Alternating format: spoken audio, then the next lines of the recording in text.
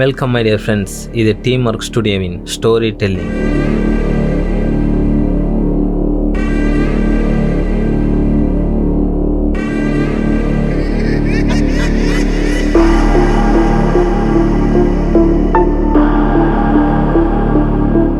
நாம் ஒரு mysterious case பற்றி பார்த்துட்ருக்கோம்.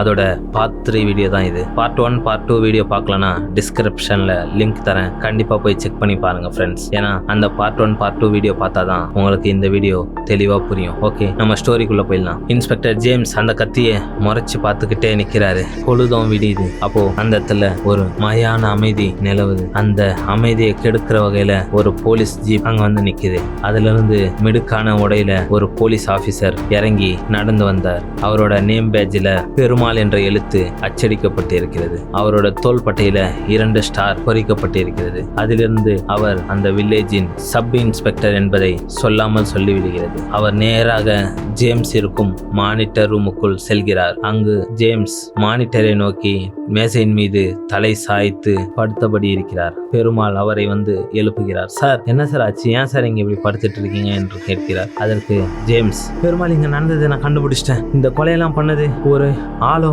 ஒரு மனுஷனோ இல்லை ஒரு மிருகமோ கிடையாது. இதை பண்ணது அமானுஷ்யமான ஒன்று. அதை என் கண்ணால் பார்த்தேன். அது நம்ம தீபா கணேஷ் 2 பேரையும் கொன்னுடுச்சு. அதை என் கண்ணால் பார்த்தேன் அப்படின்னு சொல்றாரு. அதற்கு பெருமாள், என்ன சார் சொல்றீங்க?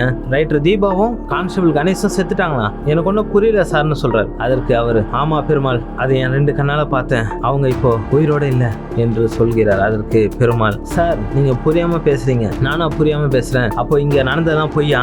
என் கண்ணால பார்த்தது பொய்யா? இங்க நடந்துக்கிற மர்டர் எல்லாமே பொய்யான்னு கேட்கிறார். அதற்கு பெருமாள், இல்ல சார், இங்க 3 மர்டர் நடந்தது உண்மை. அதை நீங்க இன்வெஸ்டிகேஷன் பண்ணது உண்மை. அந்த ரிப்போர்ட் எல்லாம் ஃபாரன்சிக் அனுப்புனது உண்மை. நீங்க தீபாவையும் கணேஷையும் இங்க வர சொன்னது உண்மை. ஆனா அவங்க 2 பேரும் இங்க வரல சார். இங்க வரலான்னு கிளம்பும் போதுதான் எஸ்பி ஆபீஸ்ல இருந்து போன் வந்துச்சு. ஒரு கட்சி மீட்டிங்க்கு பந்தோபஸ்துக்கு ஆள் இல்லைன்னு கூட்டின்னு போயிட்டாங்க சார். அவங்க வரல சார். இப்பதான் சார் ஸ்டேஷன்ல அவங்கள பார்த்துட்டு வரேன் அப்படின்னு சொல்ல ஜேம்ஸ் டென்ஷன் ஆகி, முட்டாள், அப்ப நான் சொல்றது பொய்யா? நேற்று நைட்டு நடந்ததெல்லாம் பொய்யா?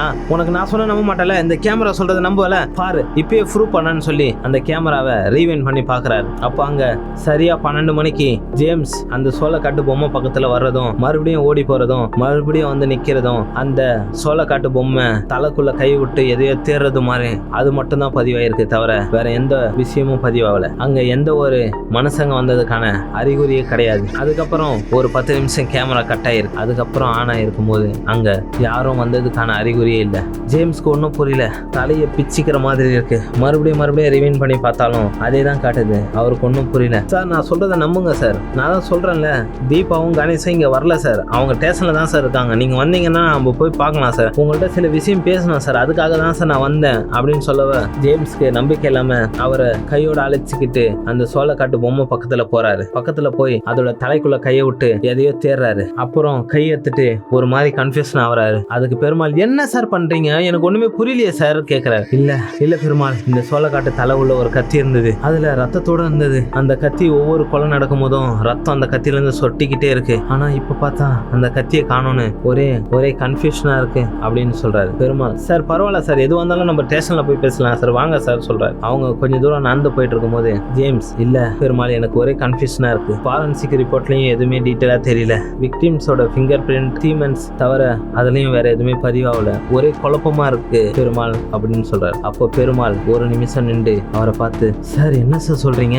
நேற்று நைட் தான் சார் ஃபாரன்சிக் ரிப்போர்ட்டே வந்தது. நான் தான் சார் போய் வாங்கிட்டு வந்தேன். அதை நான் இதுவரையும் யாருக்கிட்டும் காட்டக்கூட இல்லை சார். அதை சொல்ல தான் சார் நான் உங்ககிட்ட வந்தேன். ஆனா அது இருக்கிறது அப்படியே சொல்றீங்களா சார்? அந்த விக்டிமோட ஃபிங்கர் பிரிண்ட்டை தவிர அதுல வேற எதுவுமே இல்லைன்னு தான் சார் ஃபாரன்சிக் ரிப்போர்ட்ல இருக்கு. அது எப்படி சார் உங்களுக்கு தெரியும் அப்படின்னு கேட்கிறாரு. அப்போ ஜேம்ஸ் மெல்லமா திரும்பி அந்த சோளக்காட்டு பொம்மையை பாக்குறாரு. அது அங்கேயே தான் இருக்கு. கொஞ்ச நேரம் யோசிச்சுட்டு அந்த பொம்மையை பார்த்துட்டு இருக்காரு. உடனே பெருமாள், சார் ஓகே சார், எது வந்தாலும் ஸ்டேஷனுக்கு போகலாம் சார், வாங்க சார் என்று அவரை கூப்பிட்டு போகும்போது அவங்க ஒரு 2 ஸ்டெப் தான் எடுத்து வச்சிருப்பாங்க. அந்த சோளக்காட்டு பொம்மையோட தலை திரும்பி ஜேம்ஸை பார்க்குது. அதோட தலைக்குள்ள இருந்து ரத்தம் மறுபடியும் சொட்டுது. மீதி கதையை அடுத்த வீடியோவில் சொல்கிறேன். அதுவரை உங்களிடமிருந்து விடைபெறுவது நான் உங்கள் ஸ்டோரி டெல்லர். இது டீம் ஒர்க் ஸ்டுடியோவின் ஸ்டோரி டெல்லிங். Bye friends.